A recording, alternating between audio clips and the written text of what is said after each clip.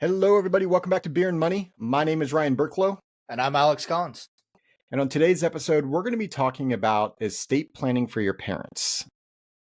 Everyone's favorite topic. Yeah. Money, taxes, and parents. So here's the thing. Here's the reason we're bringing this up.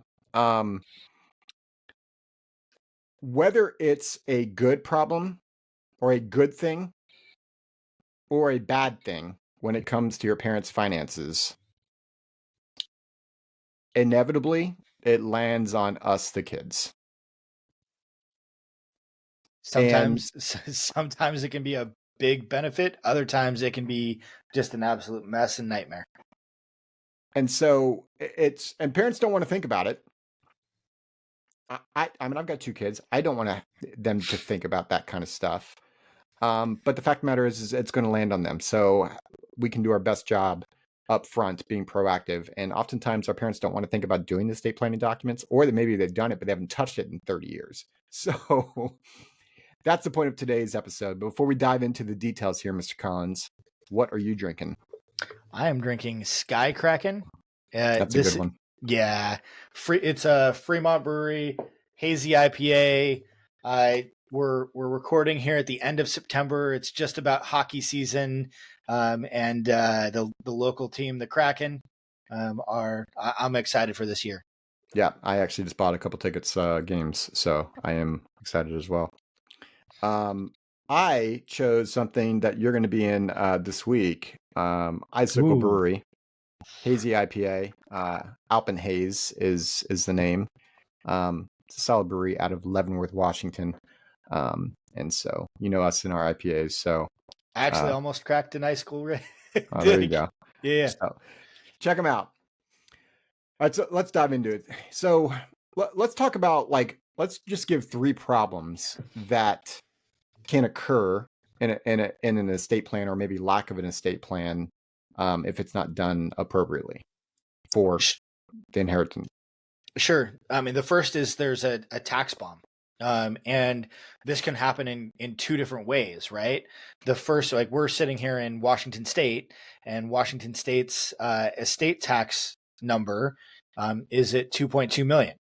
And there's some limited portability with that per person. So if you don't do proper planning at the death of the first spouse, you could potentially lose that first 2.2 million. And so you might wind up with having to pay some state estate taxes here in the state of Washington.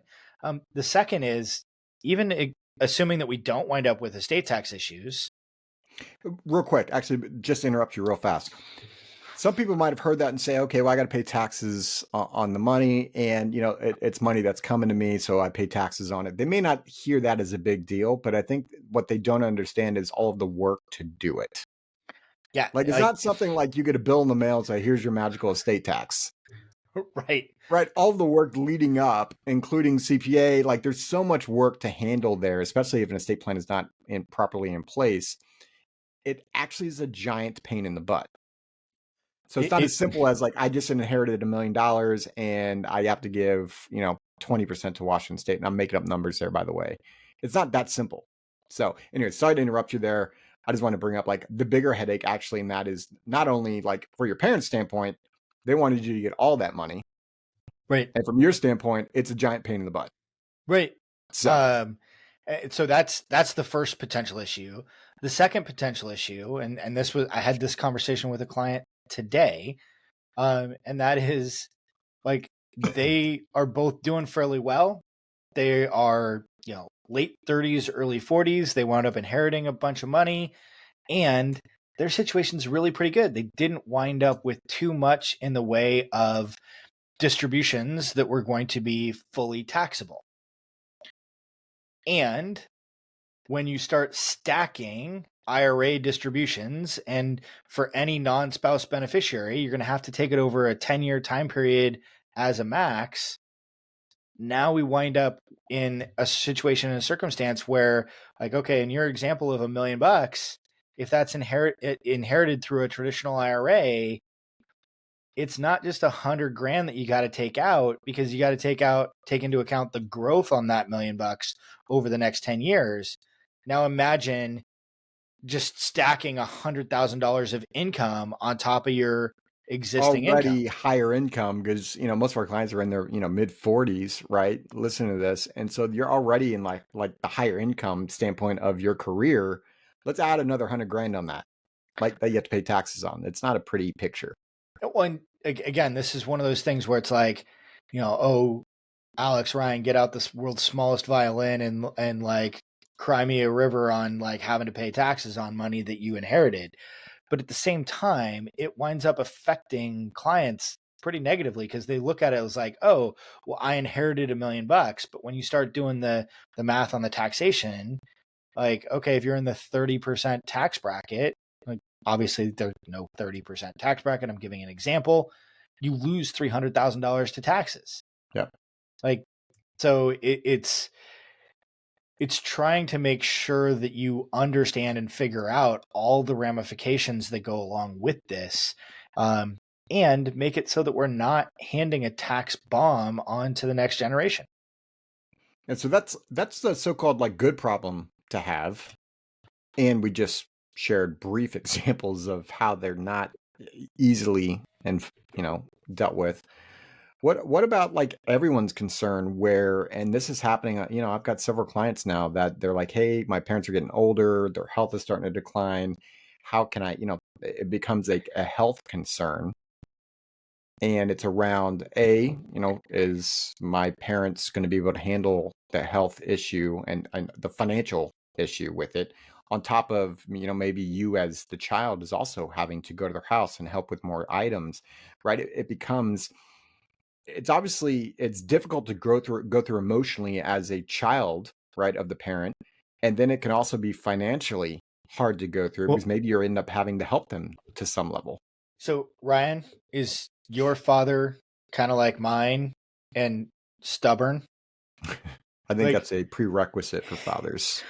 Fiercely independent, refusing to accept help, refusing to acknowledge that he can't do the things that he used to be able to do. And no parent wants to accept help from a kid.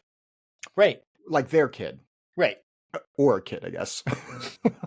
Well, like I guarantee you, just based on the conversations that I've had in the last like year, like I'm still 16 in my father's eyes. Exactly. And that won't ever change. Yep.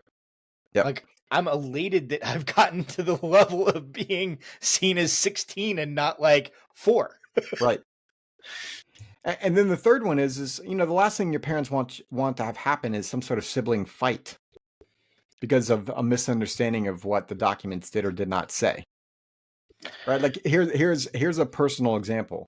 If something happened to my parents and the home went to my brother and I, their home, I could possibly see that maybe one of us would, and I don't know who, but let's just say one of us wants to move into the house, but the other person wants to sell the house.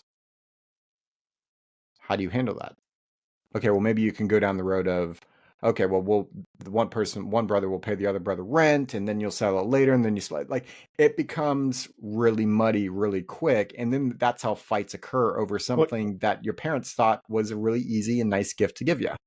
Is there still a mortgage on the house? Is there like there's a bunch of things in there. And again, that in the estate planning documents, like that's something I've had conversations with my own parents about. Like, okay, the most simplest thing to say is like, you tell us exactly what you want done with that house. If you want us to just sell it and split it 50-50, put it in the document. Right. Right. So those are, again, these are just 3 examples, both good and bad, of inheritance. And we're explaining like the good as in like you're getting money, the bad as in like it might be a financial concern for you because of health issues for your parents. And it's still not easy to go through depending on what occurs without the proper documentation and language. So the question that I've got for everyone here is, as we started today's episode, in the end, the problem always lands on the kid. How much of a problem is there is based on the estate planning documents. So do your parents have proper estate planning documents, and do you know what it says? Like, yes. A, do they have documents? B, do you know where they are? C, have they talked to you about them? Like, I run into circumstances where it's like, hey, we found another version of the will. Yep. okay, what's the date on that? And was it notarized? Or like you wind up running into all of these different issues. And then like one of the like there's a study group that we're a part of that just was talking about like making sure that we create documents that try to help interpret what we're actually trying to do, creating milestone or mile markers of like, okay, signposts and this is what we're trying to accomplish. Yeah, it's not going to necessarily be encompassed in the language of the trust, but if you can have like a almost like a family constitution of like, hey, this is what we're trying to accomplish with this document, it's going to help prevent fights from whomever is left over and trying to interpret, okay, did this mean that the trust is supposed to pay all of the expenses, or are they supposed to try and replace the expenses that were being paid by that particular parent, or like what was being done or not done, what was the intent behind these documents? Because I guarantee you, when you think that you're being clear, there are absolutely times when it can be interpreted three, four, Yep. 5, 10 different ways. Yep. So this is why it's so vital to have these conversations with your parents. And that kind of is the point of today's episode. So we're also like, even Alex and I struggle with this conversation with our parents because it's awkward, right? To go to your mom and dad and say, hey, parents, what's your estate plan and what's the finances look like? And are you guys about to like set me up with a bomb? Like with every like right, you're not going to say that in that capacity, but in the end, like that's what you're worried about. You're not worried about like the money you're inheriting. Right. You're just worried to make sure that A, your parents are taken care of financially, and B, what their wishes are taken care of and there's no issues. So the best way that I have found, and Alex, I'd love to hear what you do, but the best way I have found is, and this is how I approach it with my parents is, hey, luckily I'm in the industry, but you can just phrase this slightly different. Just say, hey, you got a buddy, and that buddy had their parents pass away, and the parents didn't have their estate planning documents in order, and my buddy's still going through a bunch of stuff right now, and it's been hard. And he talks to me about how his parents didn't want this on them, but that's exactly what's happening. Hey, mom and dad, what's your estate plan? And then shut up. Right? So I think a simplistic story of someone else, and then ask your parents, hey, what's your estate plan? At least in my experience, that has been the easiest opener, if you will, to get that conversation going, which is once it's going, it's actually quite easy. It's getting it Right. started that sucks. I I would preface that with it depends on who your parents are and how they think. But because believe me, there have been a Yeah, few everyone's times when individuals for sure. yeah, like we've started some of these conversations and like they have spiraled in an entirely different direction, and now we've got more concerns than when we started because like we're worried about like creating sibling fights or things of that nature. Or we wind up in situations and circumstances where like one parent passes away and then within like 30 days or 60 days or half a year the second parent dies, and so now we haven't even finished settling the first estate and we're dealing with the second one. I would suggest that you can almost never have this conversation too early. No, Tomorrow is never promised, and like as soon as you have a parent that like no longer is cognitively functional, like it's too late. it is too late to have these conversations. Um, and we've had just horrific examples of folks that have like early onset Alzheimer's in their 50s, or go through a horrific accident that like causes paralyzation or other cognitive issues. And it becomes really challenging to have these conversations after the fact because a lot of the choices that we would have had and would have made are suddenly taken away from us.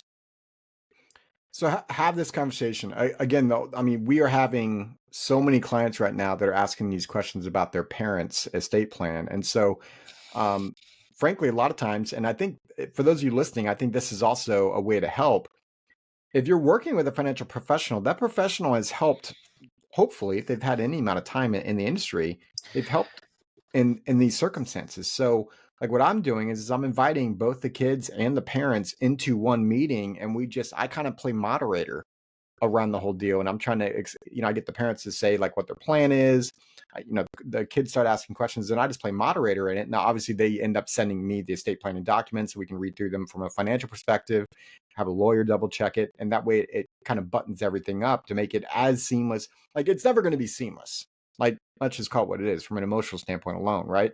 Well, life is messy, period. But the more proactive you can be, just like anything else in life, the easier it will get for you. And that's what your parents want anyways. So yeah, I mean, the question of the day, Alex, I think it's quite simple. Like, do your parents have an estate plan? Yeah. So head over to beerandmoney.net at the top of the page. If you have any questions from this, it's a great spot to enter that question that you might have for us. And we can talk about it on the episode. If you are listening to us, we've got the YouTube channel up as well. Again, that's on the beerandmoney.net page. So if you click on the actual episode, you'll see the video if you want to see Alex's pretty face. And as always, yours too, buddy. As always, look, we started this podcast to help you with your finances so you can make the decisions based on the life that you want. We hope this episode is valuable for you. And as always, Mr. Collins. Cheers. This podcast is for informational purposes only and is not to be construed as tax, legal, or investment advice. Although the information has been gathered from sources believed to be reliable, please note that individual situations can vary. Therefore, the information should be relied upon only when coordinated with individual professional advice. Guest speakers and their firms are not affiliated with or endorsed by Park Avenue Securities, Guardian, or Quantified Financial Partners, and opinions stated are their own. Guardian, its subsidiaries, agents, and employees do not provide tax, legal, or accounting advice. Consult your tax, legal, or accounting professional regarding your individual situation. All investments and investment strategies contain risk and may lose value. This material is intended for general public use. By providing this content, Park Avenue Securities, LLC is not undertaking to provide investment advice or a recommendation for any specific individual or situation, or to otherwise act in a fiduciary capacity. Please contact a financial representative for guidance and information that is specific to your individual situation. Ryan and Alex are registered representatives and financial advisors of Park Avenue Securities, LLC. OSJ 200 Market Street, Suite 1850, Portland, Oregon 97201. Phone number 503-221-1226. Securities products and advisory services offered through Park Avenue Securities, member FINRA, SIPC.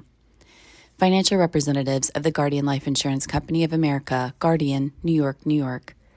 Park Avenue Securities is a wholly owned subsidiary of Guardian. Quantified Financial Partners is not an affiliate or subsidiary of Park Avenue Securities or Guardian.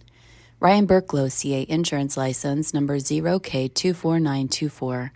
Alexander Collins, CA Insurance License Number 0H24806. Number 7076690.1. Expiration date October 2026.